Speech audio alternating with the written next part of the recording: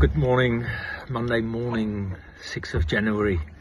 Once again, I cannot help to resist the temptation but to say a couple of words of wisdom that I attained from my long hours of loneliness. I want to talk about this lovely country of ours, South Africa, that we all love so much, and even though I'm not qualified to talk about such a formidable topic, I decided that I'm going to do that, seeing that I dedicate this expedition to South Africa. First of all, how on earth did we get where we are now? In 1994, we were very excited to start with a new beginning, new country, new constitution. A constitution that spelled out a new moral compass. The world was looking at us in big expectation. We were quite anxious, but we were excited. Everything was going to be built on this new constitution of ours. It was a massively difficult road from there to national unity and to rebuild a country, but the ship was facing in the right direction. Unfortunately, over the years, we lost the course. We got lost, totally lost. I've learned in these last couple of days, your heading can be right, but your bearing can be wrong. Currents can pull you off course badly. You can land up in a place where it's extremely difficult to get back on course. That's exactly what happened to South Africa. We had these dark side currents that pulled us off course. We started uptaking bad values. Bad values started becoming part of us. These very lethal and bad values became locked in.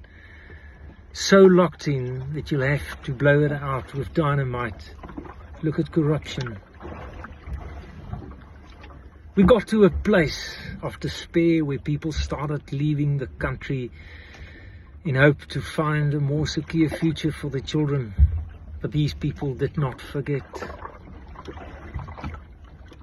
They're still yearning for a South Africa that is good and just and work and is successful. However, our values started to crumble even further to a level where our moral compass was broken. We can actually say now we're morally bankrupt, with crime where it is, social standards, addiction levels, the very moral fibre of society is lost. We lost our compass. We lost our values. Is that not true? Or is it just my imagination? Well, most certainly, a country where the crime rate is as high as it is, and where 60% of our women has been raped. How can that be right? How can it be right that children are daily abandoned? Dozens of children are abandoned. How can our values be right? Or is it just a part of the population that's lost it? It's the name of the game not to move together. We've got to a place where every man goes for himself. We've moved from the we to myself. And in a world where it's myself, it's really just myself and not even my children. And if we don't care about our children anymore, there is no future. And the end of Homo sapiens is on the horizon. We've lost our values.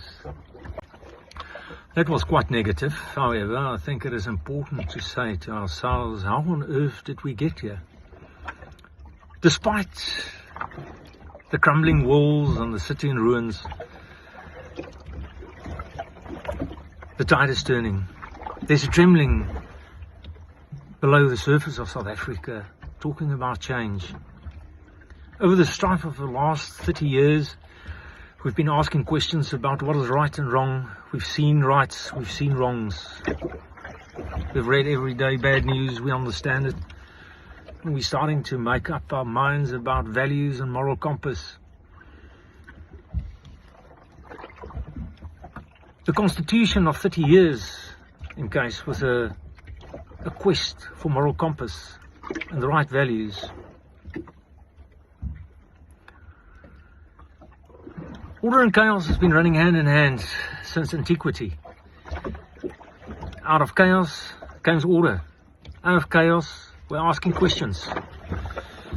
Is it not this chaos that's going to steer us into the right direction? Is this yin and the yang concept that's helping South Africa to get a new hold on life? There's rumours that South Africa is unique and special. Is that true? Is South Africa unique and special? Is that really true, that South Africa has got a spirit of survival and a lust for life and for ingenuity? Yes, it is. Is it my imagination when I was standing at Ellis Park after a huge triumph over the All Blacks, that there's a sense of national unity? Was it my imagination looking at the Springbok Rassie and the Springbok team? There's a sense of holding hands and singing out of the same hymn sheet. No, I didn't imagine that. That is real. The government of national unity steps into the right direction. A spirit of national unity. I'm getting the feeling that we are uptaking national unity as a value. A massive choir that sings together of national unity. A massive choir that sings, you can blow out a flame, but you can't blow out a fire. It only blows higher. Is South Africa really that unique? Hulle weet nie wat ons weet nie. We've got these values in us, and that we would want to take up in our armament. We take hands and love thy neighbour. Man, if you think that we don't love each other, you're making a big mistake. South Africa is full of love, dedication and hard work. Millions of people getting up every morning 4 o'clock to be on the taxi 5 o'clock, to be at work 7 o'clock. South African companies making it on the international front. Man, I love that Discovery company. We've got courage. We're not sailing in the sheltered harbours. We're sailing in open seas. We're crossing oceans. Africa is not a place for sissies. We don't know what tomorrow is bringing, so we go out into the open seas. We go and find our fish there. National pride. We've got pride in ourselves. We've got confidence in ourselves. We walk up straight. That's the very source of our serotonin.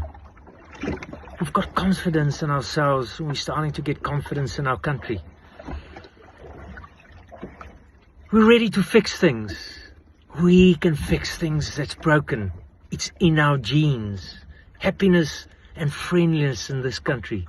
Have you heard that Europeans say, oh man, South Africa is wonderful. It's friendly. It's so friendly and it's so open. I want to live here. Sheer willpower and determination. We've got it in our hearts. We're a country of humour. This is a fantastic place.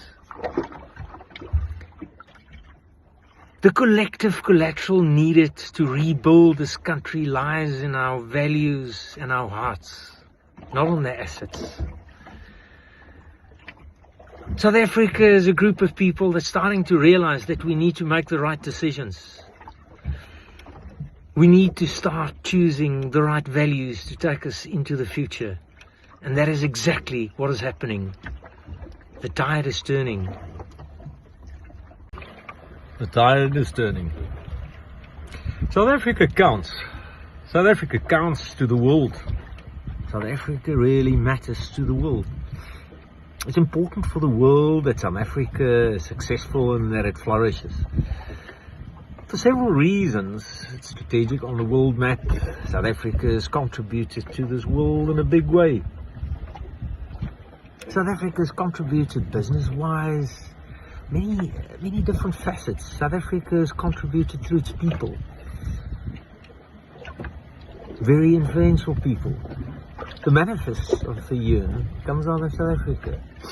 We've got tycoons and actors and business leaders and hundreds of thousands of influential people working in the professional world out there and otherwise. We all claim these people because of South Africa's contribution to the world. Talking about people working abroad, the diaspora is massive and it hasn't forgotten. It really cares about South Africa and it dreams about the day that South Africa is bright and successful again. South Africa matters to Africa. It's still leading the way in Africa and Africa looks at South Africa. Rwanda might have overtaken us by far in terms of values, but South Africa still leads the way. Moreover, South Africa matters to ourselves, the citizens of this country. We dream as well for a country where there is a place under the sun for everybody, a place where everybody is having a bright future, where everybody has bread to eat. It's very difficult to say good values when a man is hungry and he needs bread. He needs to take bread from somebody else. It matters to us, and we know we can change this country, and we're looking forward to the future where we can change this country. The journey is exciting for us. What do I owe the future? What do I owe South Africa?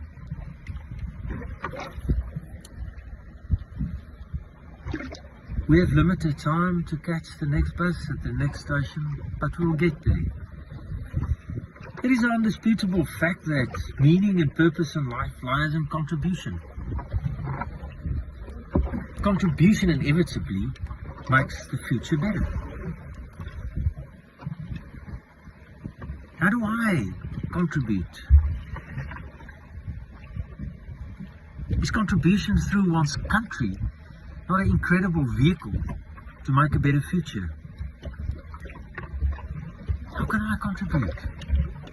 Inspire and foster good values. Condemn the bad values. Do not support entities and parties that condone the wrong values. It's the small things in life that matters. What about your environment? What about your street? What about your neighborhood? What about the homeless people close to you? What about the children in your children's class that's battling? What about the guy in your street that's battling? Is the name of the game not taking your brother or your neighbor by hand and taking him to a better future? There's so many facets of life where you can contribute. Your entire life is a contribution. I've got a few places in life where I contribute. The Door of Hope is one of them. Little children that have been robbed of a future by the wrong values now gets a new lease in life. How incredibly inspiring is that? It's better to give than to take. Once we realize that meaning and purpose lies in the we, it all changes. In my humble opinion, South Africa is in for a lion run the next 10 years. The future is going to be bright for us. Things are going to be restored. The city is going to be rebuilt. There's leaders in this country of ours that's going to come up, and it is currently coming up. and changing things in this country. In 10 years' time, it's going to be like standing at Ellis Park after a triumphant win over the All Blacks. It's going to be an incredible feeling. The tide is turning, and the tide is turning in the right direction. Remember, you can blow out a flame, but you can't blow out a fire, as it burns only higher. God bless this majestic country of ours, South Africa. Have a great day.